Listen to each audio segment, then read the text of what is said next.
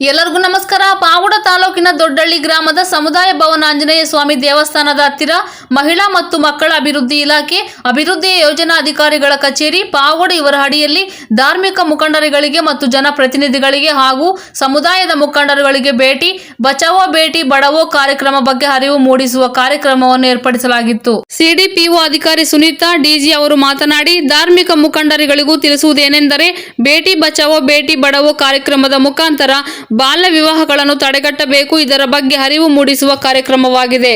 ಈ ಒಂದು ಕಾರ್ಯಕ್ರಮವನ್ನು ಆರೋಗ್ಯ ಇಲಾಖೆ ಹಾಗೂ ಶಿಕ್ಷಣ ಇಲಾಖೆಗಳ ಮುಖಾಂತರ ಈ ಯೋಜನೆಯನ್ನು ದೇಶದಲ್ಲಿ ಲಿಂಗ ತಾರತಮ್ಯ ಮತ್ತು ಮಹಿಳಾ ಸಬಲೀಕರಣದ ಬಗ್ಗೆ ಕಳವಳವನ್ನು ಪರಿಹರಿಸಲು ಪರಿಚಯಿಸಿತು. ಬೇಟಿ ಬಚಾವೋ ಬೇಟಿ ಬಡವೋ ಎಂಬ ಹೆಸರು ಹೆಣ್ಣು ಮಗುವನ್ನು ಉಳಿಸಿ ಹೆಣ್ಣು ಮಗುವಿಗೆ ಶಿಕ್ಷಣ ನೀಡಿ ಎಂದು ಹೇಳಿದರು. ಯೋಜನೆಯ ಒಂದು ಅಡಿಯಲ್ಲಿ ಸಮುದಾಯದ ಮುಖಂಡರು, ಧಾರ್ಮಿಕ ಮುಖಂಡರು ಹಾಗೂ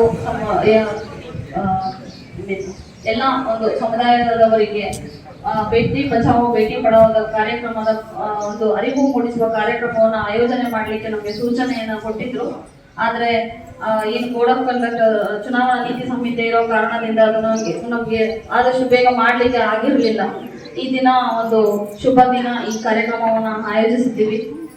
ಈ ಎಲ್ಲ ಕಾರ್ಯಕ್ರಮಕ್ಕೆ ಬಂದಿರುವಂತಹ ಶಾಲೆಯ ಮಕ್ಕಳಿಗೂ ಕೂಡ ನಾನು ಸ್ವಾಗತವನ್ನ ಕೋರ್ತಾ, ಈ ಒಂದು ಕಾರ್ಯಕ್ರಮದ ಮೇನ್ ಉದ್ದೇಶ, ಹೆಸರು ಹೊಸದಾಗಿರಬಹುದು, ಆದರೆ ಶಿಕ್ಷಣ ಇಲಾಖೆ ಆಗಿರಬಹುದು, ಮಹಿಳಾ ಮತ್ತು ಮಕ್ಕಳ ಅಭಿವೃದ್ಧಿ ಇಲಾಖೆ ಆಗಿರಬಹುದು, ಆರೋಗ್ಯ ಇಲಾಖೆ ಆಗಿರಬಹುದು, ಈ ಎಲ್ಲ ಇಲಾಖೆಗಳು ಸಹಯೋಗದೊಂದಿಗೆ ಕೆಲಸ ಮಾಡುವಂಥದ್ದು ಹೆಣ್ಣು ಮಕ್ಕಳ ಒಂದು ಸೆಕ್ಸ್ ರೇಷಿಯೋ ಏನಿದೆ, ಗಂಡು ಮತ್ತು ಹೆಣ್ಣು ಮಕ್ಕಳ ಒಂದು ಜನನದ ನಡುವಿನ ಅಂತರವನ್ನ, ಅವರ ಒಂದು ರೇಷಿಯೋವನ್ನ ಕಡಿಮೆ ಮಾಡುವಂಥದ್ದು, ಅಂದ್ರೆ ಹೆಣ್ಣು ಭ್ರೂಣ ಹತ್ಯೆಯನ್ನ ಕಡಿಮೆ ಮಾಡುವಂತಹದ್ದು, ಮಕ್ಕಳಿಗೆ ಓದುವುದಕ್ಕೆ ಮತ್ತೆ ಸಮಾನ ಅವಕಾಶಗಳನ್ನು ನೀಡುವಂತಹದ್ದು, ಎಲ್ಲ ಒಂದು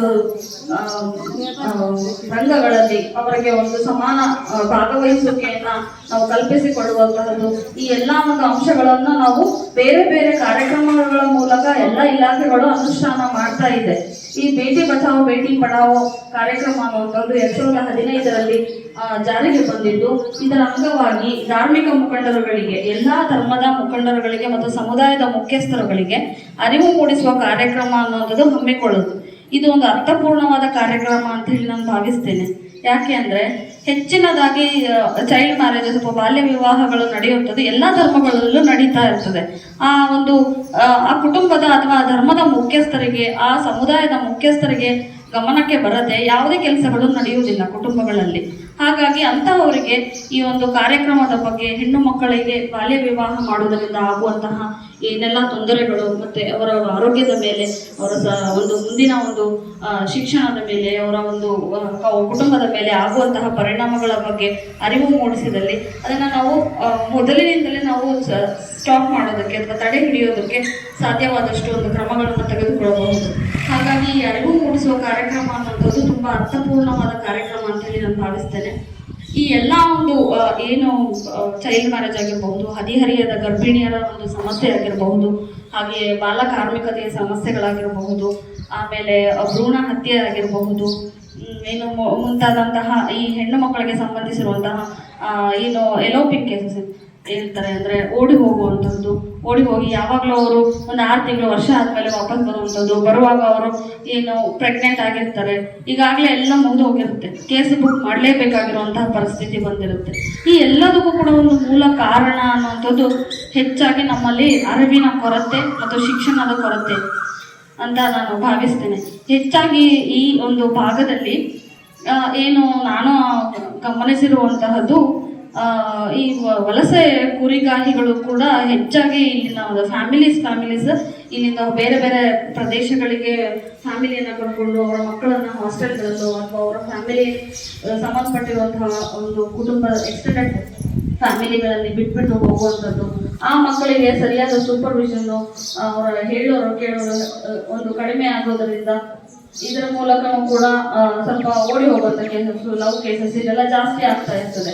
ಇದೆಲ್ಲದಕ್ಕೂ ಇಂಪಾರ್ಟೆಂಟ್ ಆಗಿ ಈಗ ನಮ್ಮಲ್ಲಿ ಏನೋ ವಸತಿ ಶಾಲೆಗಳು ಹೆಚ್ಚಾಗಿ ಒಂದು ಪಾವಗಡದಲ್ಲಿ ಇದ್ದು ಇದರ ಬಗ್ಗೆ ಒಂದು ಅರಿವು ಮೂಡಿಸುವ ಕಾರ್ಯಕ್ರಮ ಎಲ್ಲ ಕಡೆ ತಿಳಿಸಿ ಮಕ್ಕಳಿಗೆ ಪ್ರವೇಶಾತಿ ತಗೊಳ್ಳೋದ್ರ ಮೂಲಕ ಒಂದು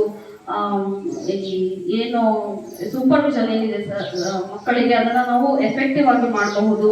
ಮತ್ತೆ ಹಾಗೆ ಈ ಎಲ್ಲ ಒಂದು ಕ್ರಮಗಳನ್ನು ತೆಗೆದುಕೊಳ್ಳುವುದರ ಮೂಲಕ ಮಕ್ಕಳಲ್ಲಿ ಎಜುಕೇಶನ್ ಬಗ್ಗೆ ಹಾಗೂ ಅವರ ಒಂದು ಕರಿಯರ್ ಬಗ್ಗೆ ಇರುವಂತಹ ಇಂಟ್ರೆಸ್ಟ್ ಅನ್ನು ನಾವು ಅವ್ರಿಗೆ ಹೆಚ್ಚು ಮಾಡಬಹುದು ಅಂತ ಹೇಳಿ ನಾನು ಭಾವಿಸ್ತೀನಿ.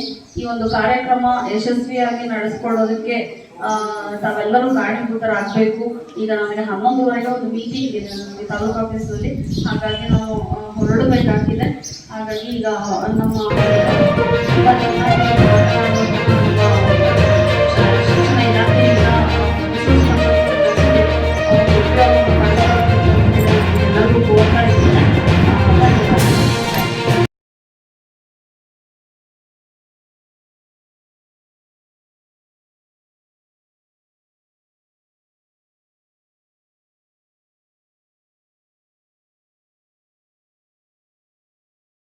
ಈ ಸಂದರ್ಭದಲ್ಲಿ ಗ್ರಾಮ ಪಂಚಾಯಿತಿ ಅಧ್ಯಕ್ಷರು ಮೀನಾಕ್ಷಿ, ಉಪ ಅಧ್ಯಕ್ಷರು ಜಗದೀಶ್, ಕಿತ್ತೂರು ರಾಣಿ ಚೆನ್ನಮ್ಮ, ಪ್ರಿನ್ಸಿಪಲ್ ಸರಿತಾ, ಪಿಡಿಒ ಅಕ್ಕಲಪ್ಪ, ವಾಜಪೇಯಿ ವಸತಿ ಶಾಲೆ ಮುಖ್ಯೋಪಾಧ್ಯಾಯರು ಮಾರುತೇಶ್, ಪ್ರಾಥಮಿಕ ಪಾಠಶಾಲೆ ಮುಖ್ಯೋಪಾಧ್ಯಾಯರು ಲಕ್ಷ್ಮಣ ನಾಯಕ್, ದೇವಾಲಯದ ಪುರೋಹಿತರು ಆದಿನಾರಾಯಣ ಹಾಗೂ ಗ್ರಾಮದ ಮುಖಂಡರು ಮಾಬೂಸಾಬ್ ಮುಂತಾದವರು ಉಪಸ್ಥಿತರಿದ್ದರು. ವರದಿ ಮಾರುತಿ MS ಮೀಡಿಯಾ.